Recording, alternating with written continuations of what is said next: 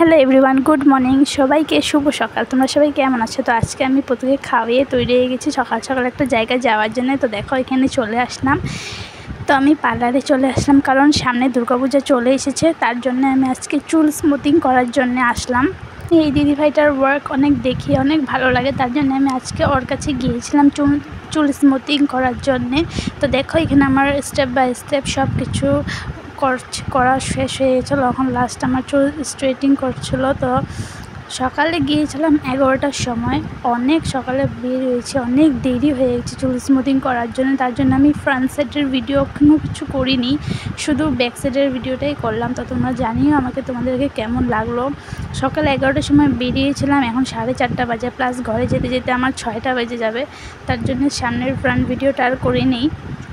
তো তোমাদেরকে কেমন লাগলো আমার স্মুথিং চুলের এই ভিডিওটা কমেন্টে নিশ্চয়ই আমাকে জানিও। আর আমার দেওরকে সাথে নিয়ে গিয়েছিলাম, প্লাস নেটও কাটা ছিল, কালকে গিয়েছিলাম, তার জন্য ও পুরো বোরিং হয়ে গেছে, কিন্তু আমার স্মুথিংও হয়ে গেছে। বাই।